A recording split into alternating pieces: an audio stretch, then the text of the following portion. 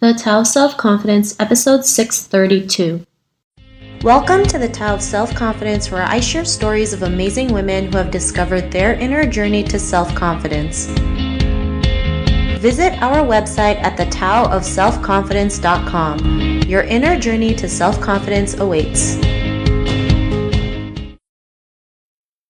Well, hello friend. Welcome to the Tao of Self-Confidence, where I share stories of amazing women who have discovered their inner journey to self-confidence. I'm your host today, Sheena Yap Chan, and today I have a phenomenal lady on the show today. She is a career strategist, a speaker, and coach for ambitious professionals, and I'm really excited to have her on and share her story with us today on self-confidence. So without further ado, I'm going to introduce you to Linda Raynier. Linda, how are you today? Maybe you can fill in a little bit more about yourself to our listeners.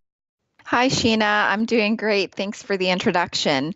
So as you mentioned, I'm a career strategist. I am a coach, and I work with ambitious corporate professionals, and I help them to pursue careers that they'll truly enjoy. So, that's the gist of what I do, but in terms of how I do it, I do have a popular YouTube channel where I share my career insights, career knowledge insights, and advice to professionals who are looking to change careers. And I also provide other types of, sort of life advice and self-confidence advice as well.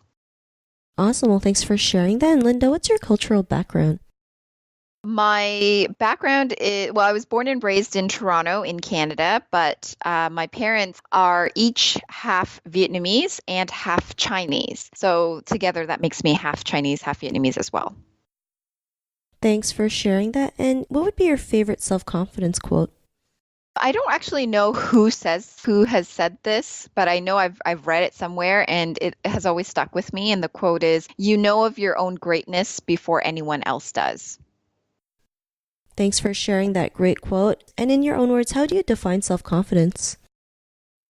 I wasn't always confident, and I found that self-confidence is to find it and to stay with it, I guess, because I find it's something it's not necessarily fleeting, but it can disappear pretty quickly if you don't focus on yourself. And the biggest thing is being willing to listen and follow through on those stirrings within you, your desires, your dreams, regardless of anyone else's opinions. I find that that's my definition of self-confidence and how I've been able to define and find confidence within myself.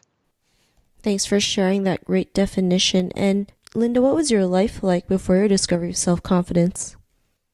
I would say that, it was years ago. It was about 10 years ago now, where I was in a place in my life, in my career specifically, where I was doing a job, accounting specifically, where I just knew it wasn't my dream job. It wasn't my career that I wanted to pursue for the rest of my life. And I also wasn't very good at it because of that. And so I had been experiencing a lot of uncertainty, a lot of self-doubt. I was always judging myself, saying negative things, and just not seeing myself in the most magnificent way. Essentially, it really was a time of darkness for me, where I was always putting myself down. And so my life in that sense it wasn't great at all. I wasn't doing well at work. Because I wasn't doing well at work, I wasn't happy at home. I wasn't happy with my relationships. Everything, it kind of all just was like a big cloud around me for several years.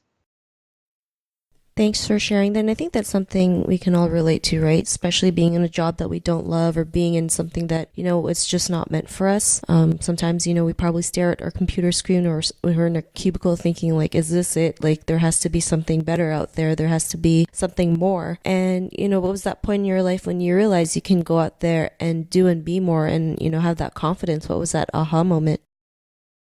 Well, the aha moment was I actually was let go out of that job. And so, it's funny because I feel like the universe kind of works in perfect ways, obviously. In the sense that I wasn't happy with the work that I was doing. I already knew I wanted to quit. And then I got to the point where I was close to quitting, but then instead they asked me to leave. And so it was perfect timing for me. And I was actually really happy about it, because I knew that was my opportunity to not make that same mistake and get into the same type of job that wasn't fulfilling me. So instead, I decided to do something completely different. And I went into a position as a recruiter. And I knew that as a recruiter, I would be able to use my my own natural talents and gifts of being able to communicate, being able to work with people, being able to help people understand what they were looking for career-wise. I just knew that I could do that type of thing. And so once I got into that job, right away, I started performing extremely well. And that really changed my life completely. I started to gain confidence and trusted in my own natural abilities, like I said, of being able to communicate and help people and help them find jobs. And I worked extremely hard because I knew that if I did well, then I would be rewarded. And so through my efforts, I was really able to experience success from an external perspective, but internally, I also felt that I was becoming successful as well. And so that started to give me confidence that I could do even more things if I just really listened to myself the way that I did when I took on this job. And that led to, one event after another, and here I am today. But confidence was a process and was a journey, but really it was the decision to listen to myself and to do what I felt was needed and what was right for me. And that led to more confidence within me.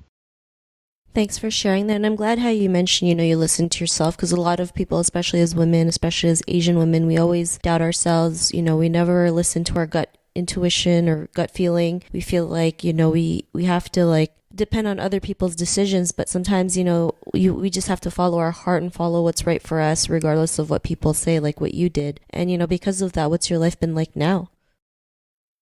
Oh my gosh, my life now is completely different. First of all, now I run my own business. I'm a career coach, like I said. I run an online business. I can work from anywhere. And I am now at a point in my life where I only listen to my inner voice for the most part. Because I've learned to trust the voice that's within, not the negative self-talk voice, but the true voice that is always has my best interest in mind. I've learned to really tap into that and make decisions for my business, my career, and my life that have really given me more meaning and have fulfilled me from an all-round perspective. So just as an example, this year I made the decision with my husband. I had this strong inkling always that I wanted to move to Hawaii one day. And, we always say one day, meaning maybe like 10, 15, 20 years from now when we're retired or, whatever that is. But it ended up being that this year I said, you know what, we can do it. So why not? And so we ended up on this journey of looking for a home here in Hawaii, which is where I'm at right now. And this is where we're at for the next 6 months, and then we'll be back in Toronto for the 6 months after. But that is just one example of me listening to myself and then going after visualizing what I want and then doing it. And if I didn't have the confidence within myself, I wouldn't be able to go after my dreams because there would be so much resistance that I would create within myself, so much self-doubt, so much uncertainty, and so much fear. And I see that a lot with people that I know, even people who, you get to know over the years and you start to veer off on your own individual paths. I'm on my path and I see others on their path. But you can tell sometimes when people are listening more to their uncertainty and their self-doubt rather than to their own true inner voice of what they desire and the decisions that come about from that. So, anyways, that's really what my life is like now. I'm so much happier. I'm so much more fulfilled. The work that I do, I still love it because it's the work that I know I'm meant to do. And I can only see bigger and better things for myself as I move forward with every decision and every inkling that I get within me. Thanks for sharing that. And, that's amazing that you're able to move to Hawaii. I did the same thing, because I live in Toronto and I just had that same feeling that I just wanted to move there. I had no idea why, but, I also made that leap. Even though people thought I was nuts, but it was probably one of the best decisions I've ever made.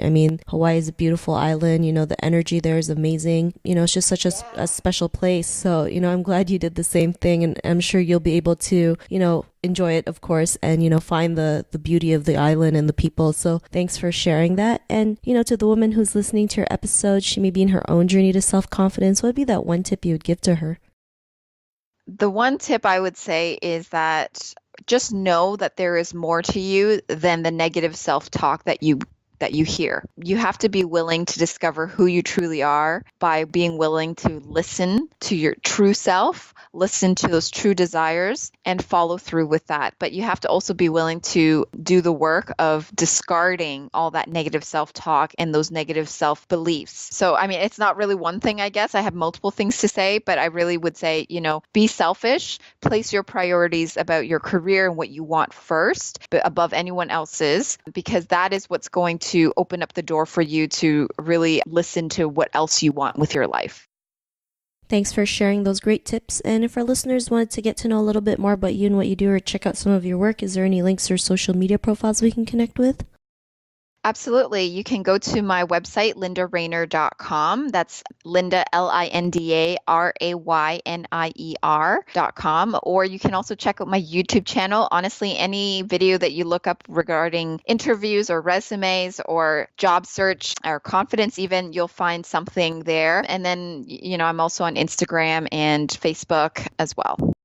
Awesome. Well, thanks for sharing that. And to our listeners, if you want to connect with Linda, you can also head on over to thetaoofselfconfidence.com and search for Linda's name. Her show notes will pop up along with everything else that we talked about. And I really just want to thank Linda for taking the time to share her story and tips with us on self-confidence. So thank you so much, Linda. Yes. No, thanks, Sheena. I really enjoyed our time. Thanks for having me. Not a problem. It was really great having you on the show. And to our listeners, be on the lookout for another new episode of another amazing woman's journey to self-confidence, and we'll talk to you soon. Bye for now. Bye. Thank you for tuning in to another amazing episode of The Tao of Self-Confidence. Visit our website at thetaoofselfconfidence.com to check out cool resources, blog articles, show recaps, and so much more. Your inner journey to self-confidence awaits.